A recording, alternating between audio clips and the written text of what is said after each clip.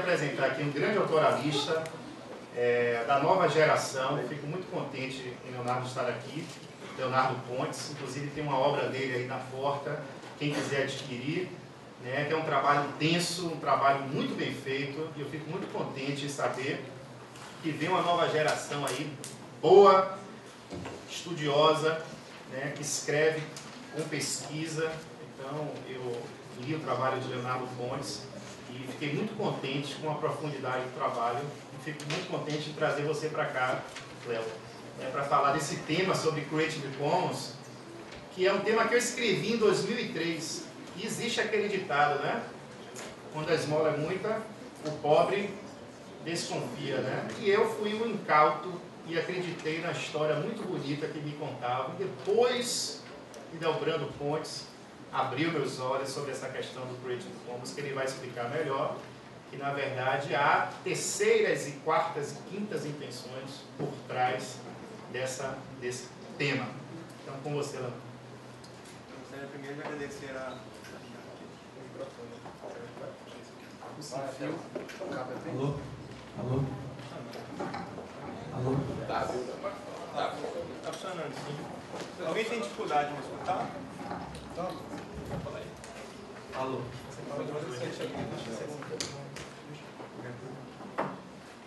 Bem, boa tarde a todos. Eu gostaria de agradecer ao professor Rodrigo por esse convite. Palavras muito amáveis, eu realmente agradeço. Gostaria também de cumprimentar os outros membros da mesa e o auditório, também os internautas que nos escutam no momento. E esse tema hoje apresentado aqui foi escolhido pelo Rodrigo, e o tema é mitos e verdades sobre o Creative Commons. Eu acho um tema bastante interessante, na medida em que muitas coisas circulam sobre Creative Commons, mas na realidade são inverdades ou meias verdades.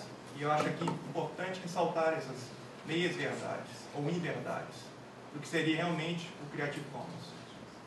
Então, portanto, eu pretendo dividir minha palestra em dois momentos.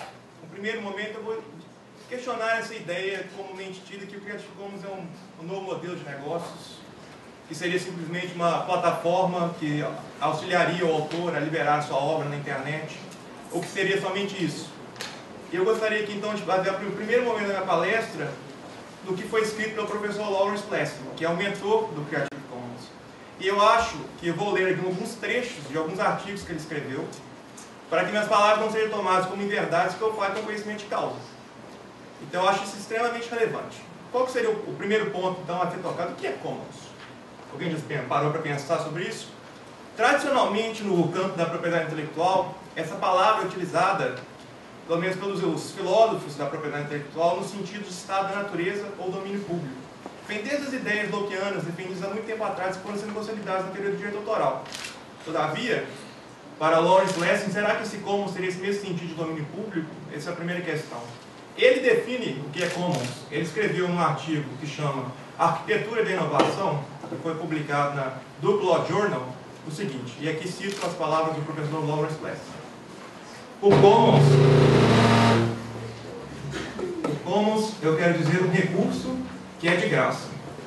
Não necessariamente custo zero, mas se há algum custo, ele é neutralmente imposto ou um custo igualitariamente imposto. Ou seja, e depois ele dá exemplo do que seria isso, um custo neutralmente imposto ou igualitariamente imposto. Ele fala, olha, é uma praça. Porque a praça, as pessoas podem usar a praça relativamente com custo zero e sem gastar quase nenhum dinheiro. Ou seja, a primeira ideia do Commons para o professor Lessig é uma praça pública. Ou seja, eu crio uma plataforma na internet e eu torno essa plataforma uma espécie de uma praça pública. Mas o que isso traz em reflexos em relação ao direito autoral propriamente dito? E qual foi a ideia dele ao criar o Creative Commons? Em outro artigo que o professor Lawrence Lessig escreveu, que chama Reforjando o Domínio Público, que foi publicado no jornal Yale Journal of Law and Humanities, volume 18, eis o que ele define o objetivo dele de criar o Creative Commons. Cito aqui novamente as palavras do professor. Meu objetivo neste ensaio é estabelecer um meio de falar sobre o domínio público e mapear uma estratégia para a sua defesa.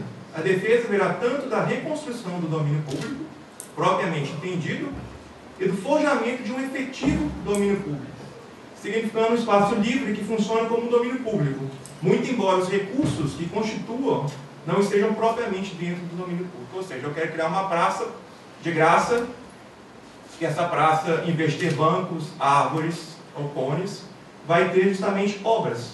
E essas obras serão de graça e eu vou ter uma praça pública de obras ou de livros livremente circulando pela internet. Essa é a ideia principal.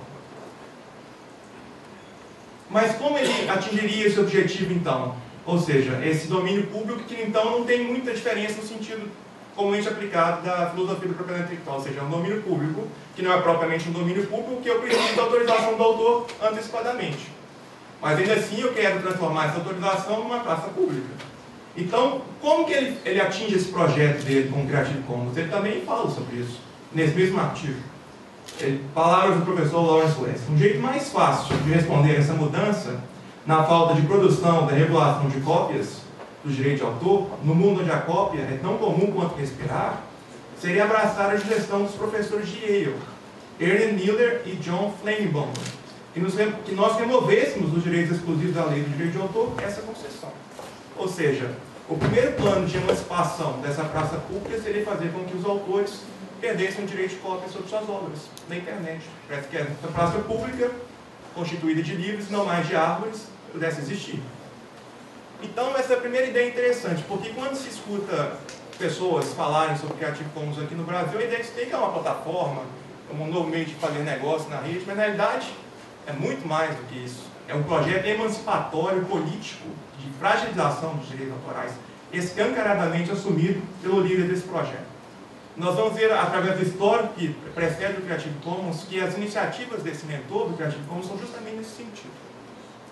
Agora, para criar essa zona livre de custos, seria necessária a autorização dos autores. Obviamente que não poderia fazer isso sem autorização dos autores. Mas será que essa autorização do professor Lawrence Less tem realmente importância? Ou ela deveria contar para algo em relação ao Creative Commons, como é circulado no Brasil, ou seja, que o autor realmente tem autonomia, porque ele decide a forma como ele vai liberar a sua obra?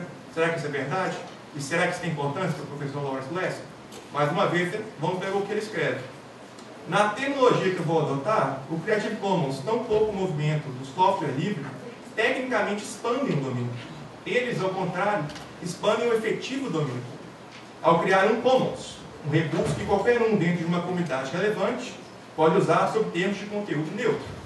As liberdades concedidas neste Commons são concedidas pela permissão dos titulares da propriedade. Mas, por isso é que ele fala assim, mas esse Commons é experimentado como uma zona livre de permissão, uma vez que as permissões são cedidas na frente.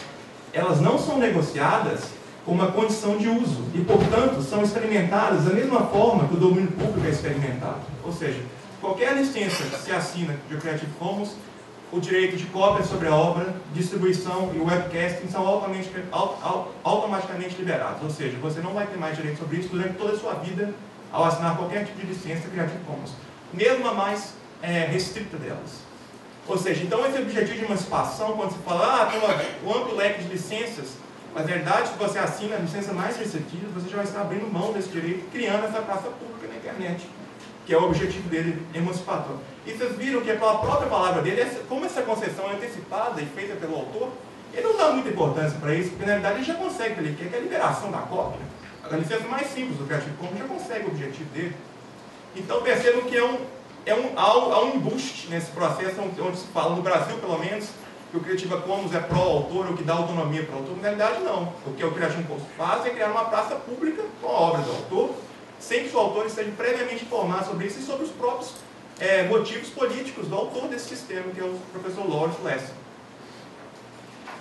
Por exemplo, nesse artigo que eu mencionei, que é Reforjando o Domínio Público, que está publicado em inglês, não foi traduzido para o Brasil, ele responde às críticas que foram levantadas pela professora Niva Elkin-Corrin, que é também, vamos dizer, uma professora que defende essas ideias mais liberais em relação à propriedade intelectual, mas só que essa autora critica arduamente o professor Less no sentido de que ele está tentando fazer, através da ordem privada, as avessas, através de concessão de contratos livres na internet, um sistema, ou seja, mudanças políticas na lei autoral que deveriam ter sido feitas primeiramente no parlamento, deveriam ser discutidas amplamente no Congresso, primeiramente, ou seja, deveria ser um papel público e não meramente privado, ou seja, ele está subvertendo a cultura, porque ele está transformando essa cultura em meios privados e por meio de cópias livres, ou seja, sendo que ele não está ainda admitindo então um debate mais seriamente, seria um debate público sobre o tema. Então, o que o professor Lawrence Lessig respondendo é: realmente eu concordo com a senhorita, só que eu lavo minhas mãos porque, na realidade, eu tinha que fazer alguma coisa, e o Creative Commons é alguma coisa, então, para diminuir o direito autoral. São essas as justificativas para ele em relação às críticas que a professora faz a ele. Olha só o que mais ele fala no artigo, que é interessante. Quando a tecnologia faz parecer como se não houvesse escolha sobre se o direito de autor torna-se respeitado perfeitamente, o papel dos movimentos alternativos é semear o dissenso. Ou seja, ele propriamente admite que esses movimentos na internet, inclusive o Creative Commons, é para semear o dissenso. Ou seja, então muitos autores, às vezes desinformados, como o Rodrigo até falou que foi pego no auge, né? Parece uma coisa bonita, né? Essa coisa altruísta de liberar obras na internet, essa coisa, esse discurso realmente atrai muitas pessoas e muitas vezes desconhecidas vão e vamos liberar, etc. E tal.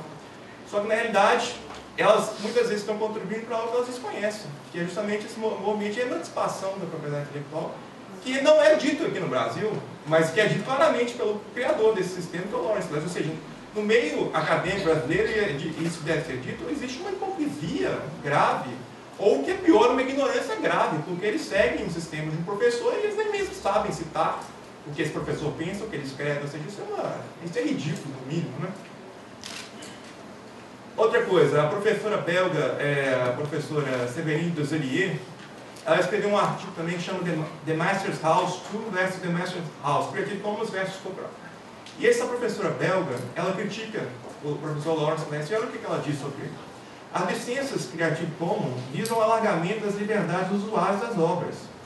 Esse efeito subversivo de usar o próprio copyright para outra finalidade pode prejudicar a relação do autor com o seu trabalho.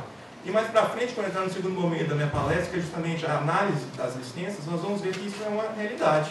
Que existem vários problemas em relação a essas licenças e vários problemas gerados em relação aos autores. E nós vamos ver isso com mais calma.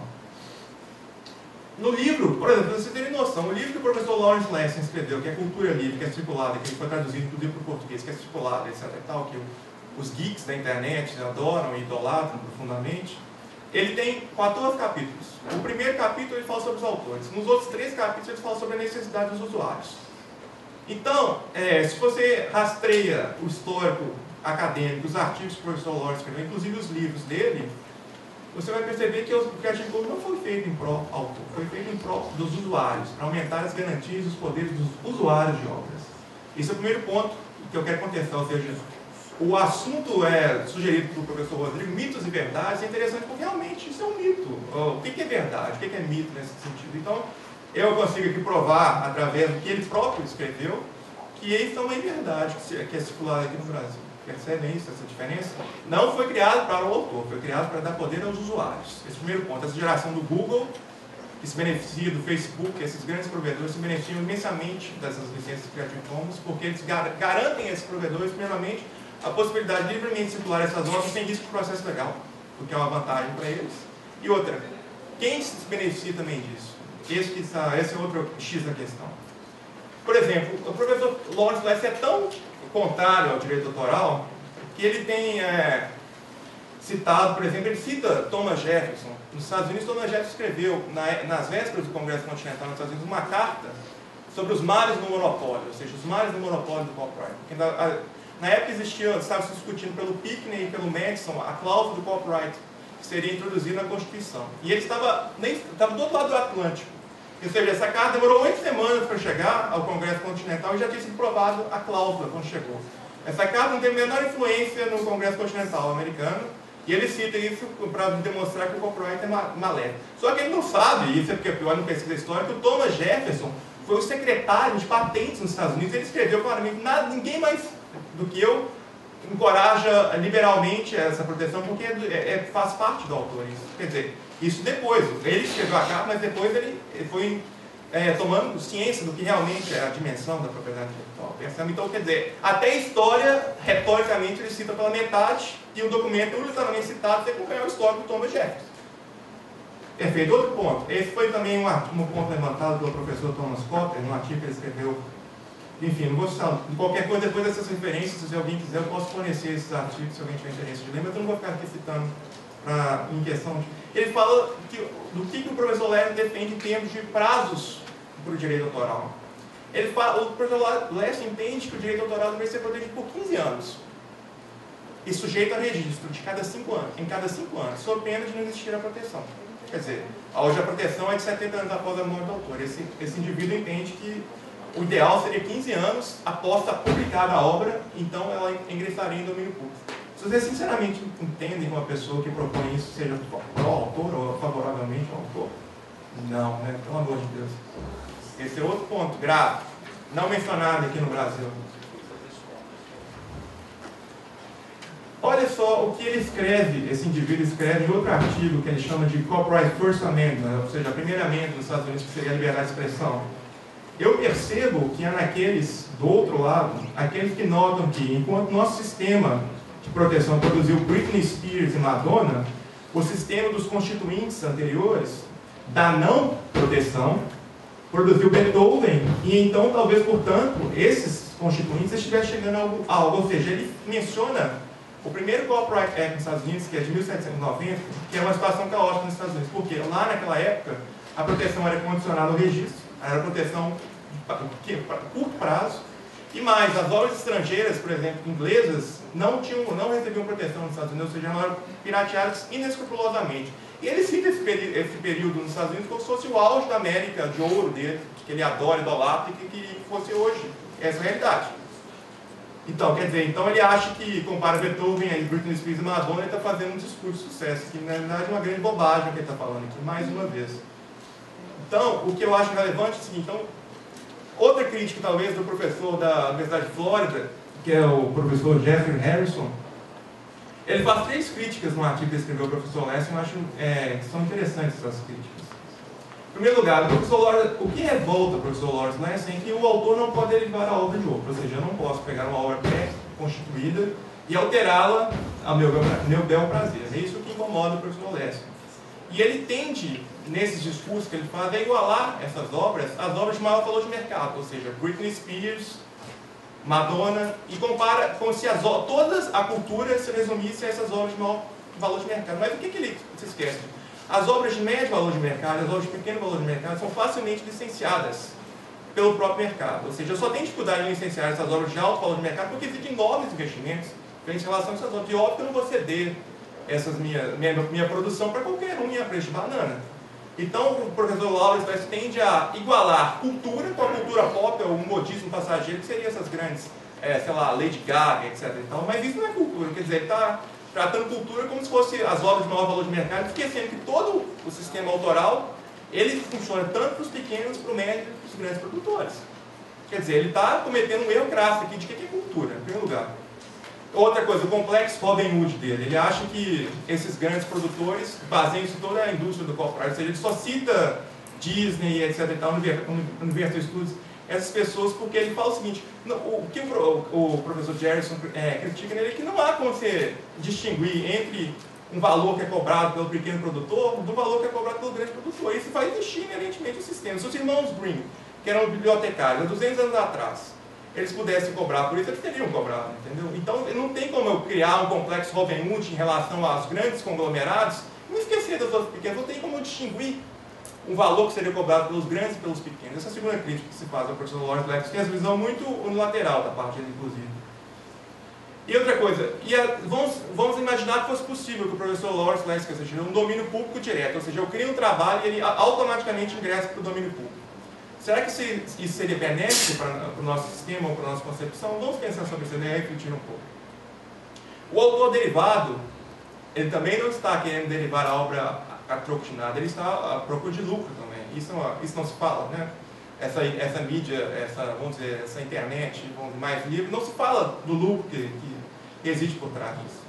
Mas o que o professor Henderson fala, eu acho muito interessante, isso é o seguinte, ora, tudo bem, se eu tivesse essa criatividade, se eu pudesse derivar uma obra que acabou de ser lançada, eu estaria automaticamente diminuindo o valor desse intérprete derivado, porque se eu pudesse derivar a obra várias vezes, por que essa obra que o derivou uma vez seria mais valiosa que o derivou pela terceira, pela quarta, pela quinta ou sexta vez? Se eu admitisse esse sistema, eu estaria enfraquecendo o direito desses titulares derivados, porque eu estaria criando uma superprodução, uma superutilização de obras, um esgotamento da imagem daquela obra. Ou seja, vocês peguem, por exemplo, o exemplo dessa obra agora, que virou filme, aquele negócio de vampiro, Crepúsculo, aquele livro lá. Ninguém mais aguenta falar de vampiro, todo mundo está de saco cheio. Por quê? Porque aquele troço foi explorado e superutilizado e falaram tanto dessa imagem de vampiro que ninguém quer mais saber de vampiro. É isso que aconteceria praticamente se alguém pudesse derivar o livro daquela autora que escreveu o Crepúsculo. Ou seja, essa é uma crítica que você fala assim, então se eu tivesse um domínio público automático, será realmente que seria vantajoso para a sociedade ou não? Porque a ideia da propriedade intelectual é que quando eu retenho nas mãos dos titulares da produção os direitos exclusivos, eu estou incentivando a produção dessas obras, porque embora eu possa ter menos benefícios privados a curto tempo, com longo prazo de tempo eu teria mais benefícios, porque eu teria um aumento da produção geral. Essa ideia econômica, inclusive, tem vários artigos econômicos escritos sobre isso em termos do direito autoral. Essa é a ideia da propriedade intelectual que o Lawrence Lessig questiona. Outro evento interessante que diz respeito ao professor Lawrence Lessig é a batalha que ele travou com o Walt Disney, assim, ou seja, ficou conhecido como o caso do ratinho nos Estados Unidos. Primeiro que ele critica lá naquele livro Cultura Livre, o Walt Disney faz uma insinuação aqui, como se o Walt Disney tivesse cometido algum tipo de desonestidade, porque ele cita o primeiro desenho do Mickey Mouse, que foi o Steamboat Willie, que era aquele desenho que o Mickey aparece assobiando e tem um barquinho, não sei se você já viu em preto e branco. É o primeiro desenho do Mickey. E aí ele fala que esse desenho do Mickey, primeiro que copiou a técnica de colocar sons em desenhos animados, que já existiam. Então eu pergunto, o que isso tem a ver com o direito autoral? O direito autoral não protege sistema, não protege ideia, então se eu coloco a técnica de sons em desenho animado, eu não estou infringindo qualquer tipo de direito autoral. Isso é completamente permitido. E a segunda crítica que ele fala é que esse desenho do Mickey seria uma paródia do Steamboat Bill Jr., que era um comediante, que era Buster Keaton, na década de 90 nos Estados Unidos, que ele teria feito uma paródia sobre isso. Mas, na realidade, se você assiste as duas obras, não tem nada de paródia, na realidade, porque um mal faz referência ao outro. Quer dizer, então ele usa essa retórica para desmerecer o Walt Disney. Assim, já começando por quê? Porque teve um caso famoso julgado nos Estados Unidos, na Suprema Corte norte-americana, que é o caso chamado Eldred versus Ashcroft. Esse caso, o que aconteceu? O peticionário da causa, o autor, o Eric Eldred, ele tinha uma empresa na internet que vivia de obras caídas em domínio público. Então ele vivia dessas obras. E nos Estados Unidos, o Congresso norte-americano queria aumentar o prazo de proteção, que era de 50 anos após a morte do autor nos Estados Unidos, para 70 anos. E o Lawrence Lessig procurou esse indivíduo, ele não foi procurado, ele cavou, ele quis ir atrás desse processo, ele que quis pegar a ação e propor essa ação na Justiça norte-americana, adjudicando de que esse aumento de 20 anos de proteção seria inconstitucional, porque consideraria prazos de informação extensivos e seria uma violação do domínio público nos Estados Unidos. Ou seja, ele, como advogado dessa ação, pegou essa ação e levou aos Estados Unidos. Essa ação foi discutida pela Suprema Corte norte-americana.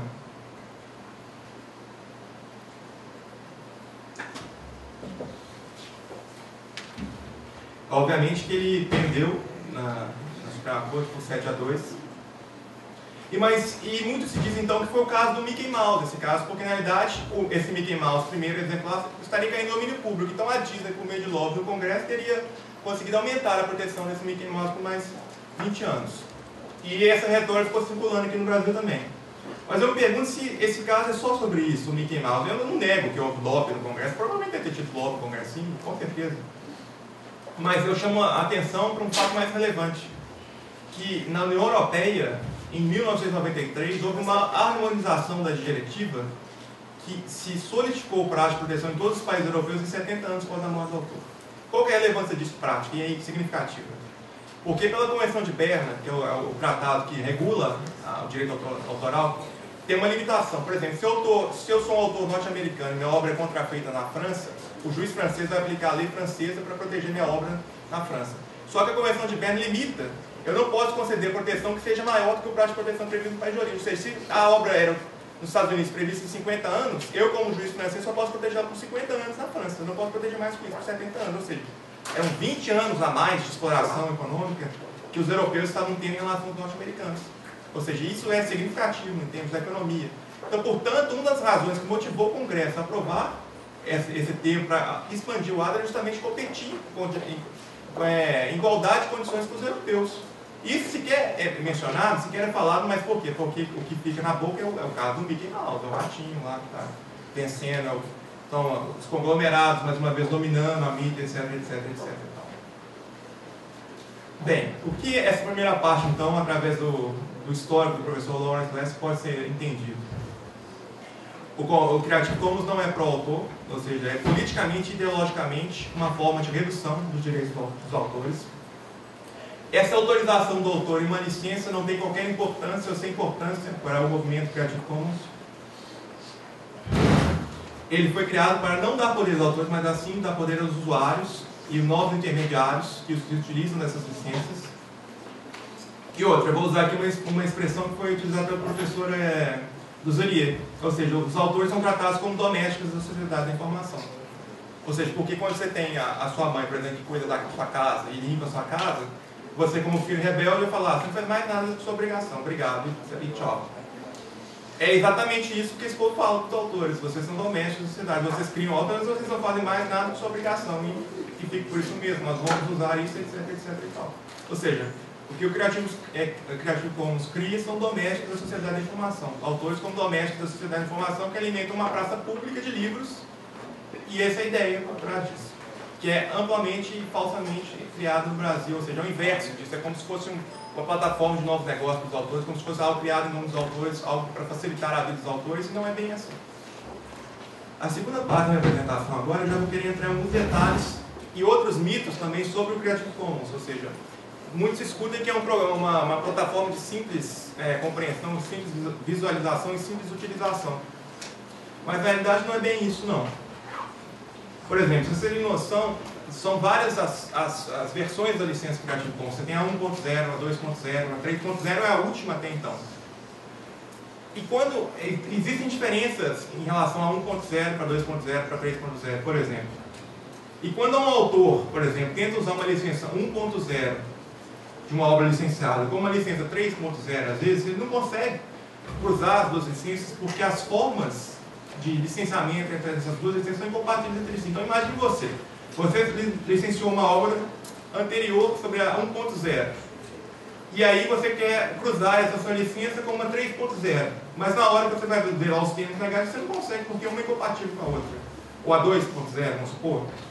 Então uma tentativa deles mesmo tentarem melhorar os termos da licença e das versões posteriores fez com que houvesse uma incompatibilidade entre essas próprias versões.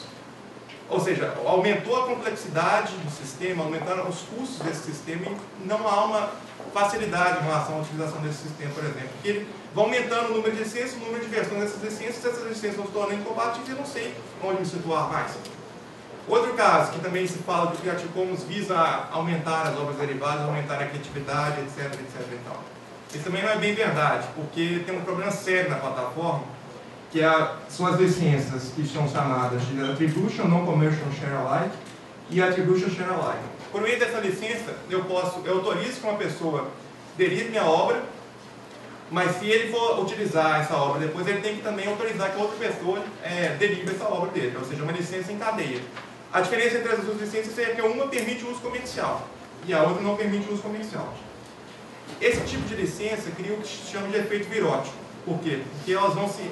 Por exemplo, eu tenho uma licença normal do Creative Commons e eu quero usar uma licença com a outra e cruzar essas outras licenças para criar uma obra derivada. Ou seja, eu tenho uma obra X, eu tenho uma obra Y, eu quero criar uma obra XYZ. Quando eu tento cruzar, por exemplo, essas duas licenças, que vão se crescendo na plataforma, vão mutando-se na plataforma, eu não consigo mais. Porque uma permite uso comercial e a outra não permite uso comercial.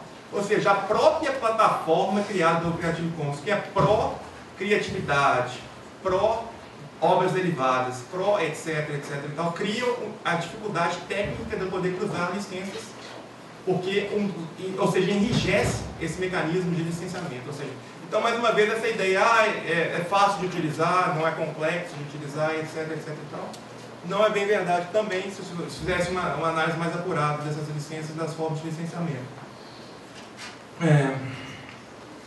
Outra coisa que eu acho importante ser dita aqui é a perda do controle sobre sua obra. Isso é importante, porque as únicas hipóteses de terminação das licenças Creative Commons é por erro dos usuários. Ou seja, eu como autor, e tenho que levar em conta a minha boa fé de terceiro que utiliza as licenças na internet, não posso mais retirar essa licença da internet. Ou seja, se eu licencio uma vez minha obra para o Creative Commons, essa obra está fadada a circular eternamente sem que eu possa reabrir a reposição, não posso mudar mais meu desejo, quando na realidade, pela lei autoral, tem mecanismos que me permitem fazer isso. Ou seja, esse é um grande problema. Ou seja, mais uma vez, provando que favorece o usuário, porque se a única possibilidade de terminação da licença é por meio de erros praticados pelo usuário, eu não estou dando ao autor também essa liberdade para poder utilizar essas licenças. Isso seria algo também contrário ao autor. Tecnologicamente seria possível ser temporário, né? Sim, sim. Seria provar, mas, por exemplo, se eu sou um usuário, eu preciso de um usuário no mundo inteiro, eu faço a cópia dessa obra, eu coloco no meu site para fazer download. Ele pode fazer isso, eu não posso impedir ele mais, por exemplo. Por ser definitivo, entendeu? Deixa eu ver se eu tenho mais algo interessante a falar. Eu acho que esses eram pontos principais. Eu tinha outros argumentos aqui também contrários a esse sistema novo, mas eu acho que como já está no adiantado a hora, né? A gente podia pular isso se aumentar o tempo de debate, se tiver algum interesse, se alguém tiver alguma pergunta. Eu agradeço o tempo e a consideração de todos. Muito obrigado.